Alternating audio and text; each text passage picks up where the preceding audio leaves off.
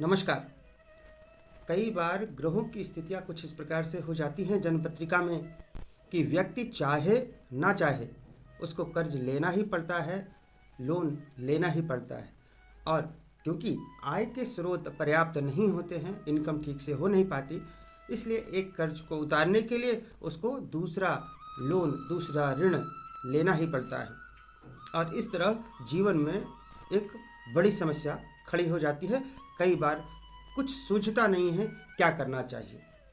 तो आज हम ऐसे ही कुछ उपायों की चर्चा करने वाले हैं जो आप कर सकते हैं और अपने लोन, अपने ऋण से मुक्त हो सकते हैं। आपको रास्ता अवश्य मिल जाएगा। सबसे पहले बात करते हैं कि आखिर ऋण होता क्यों है, जन्मपत्रिका में कौन सी ऐसी स्थितियाँ। वैसे तो कई ऋण योग हैं, अक्सर मैं अपने वीडियोज़ में बात करता हूँ, परंतु यहाँ पर दो मुख्य बातों का आपको ध्यान रखना है। यदि आपकी जन्म कुंडली में षष्ठ भाव अर्थात छठवां भाव पीड़ित हो, छठवें भाव के स्वामी अर्थात षष्ठे से पीड़ित हो, कमजोर हो, अशुभ स्थिति में हो, या मंगल पीड़ित हो, अशुभ स्थिति में हो, मंगल की स्थिति अच्छी ना हो, कमजोर हो, तो ये दो विशेष बातें हैं जब व्यक्ति अवश्य ही लोन में फंस जाता है, उसका जीवन ऋण में ही व्यतीत होने लगता है। तो अपनी जन्मपत्रिका में इन बातों को जरूर देखें या किसी जानकार ज्योतिषी को दिखाकर सलाह अवश्य लें। अब हम बात करते हैं उपायों की। तो कौन से ऐसे उपाय हैं जिनको करने से आपका लोन दूर हो सकता है, आपको ऐसे रास्ते दिख जाएंगे जिनकी सहायता से आप अपने ऋण को दूर कर सकते हैं। कुछ स्थितियां हैं।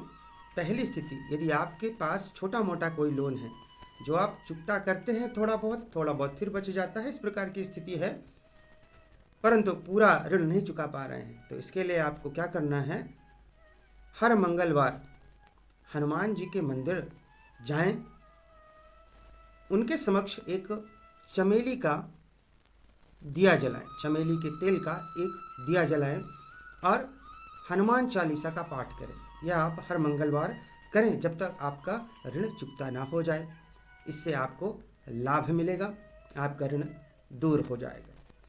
अब हम बात करते हैं एक दूसरी स्थिति की कि आपने लोन ले लिया, पैसे भी खर्च हो गए, आपकी इच्छा भी है ऋण चुकाने की।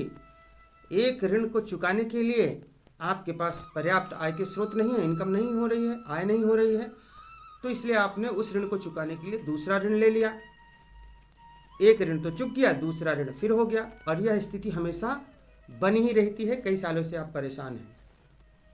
तब क्या करना है, तब हर मंगलवार संध्या काल में हनुमान जी के मंदिर जाएं, वहां पर सुंदर कांड का पाठ करें। हनुमान जी के मंदिर नहीं भी जा पाते तो घर में यदि हनुमान जी की फोटो या मूर्ति है तो उन्हीं के समक्ष बैठकर आप सुंदर कांड का पाठ करें और घर में लड्डू बनाएं जो हनुमान जी को भोग लगाएं, स्वयं भी खाएं, लोगों में भी प्रसाद को वितरित करें। इससे जो ये लोन पे लोन चल रहा है, ऐसी स्थिति नहीं आएगी, ये बंद हो जाएगी और आपका ऋण दूर होने में, ऋण से मुक्ति मिलने में आपको कोई ना कोई सहायता अवश्य मिल जाएगी, रास्ते आपके खुल जाएंगे। अब हम बात करते हैं ऐसी स्थिति की कि आपने लोन तो ले लिया, बड़ा अमाउंट ले लिया, लेकिन आप उसे कहीं ना कहीं से चुकता करते रहे हैं, आपकी इच्छा भी है चुकता करने की, लेकिन इतना बड़ा अमाउंट है और आय के स्रोत बिल्कुल नहीं दिख रहे हैं, या फिर आय इतनी हो रही है कि आपका घर का खर्च भी नहीं चल रहा है, और जो जिससे आपने लोन लिया है, कर्ज लिया है, वह आपको परेशान कर रहा है और आपके पास कोई रास्ता नहीं दिख रहा, सारे रास्ते बंद समझ में आ रहे हैं, जीवन में आशा की कोई किरण नहीं दिख रही है। तो यह उपाय आपके लिए है। करना क्या है आपको,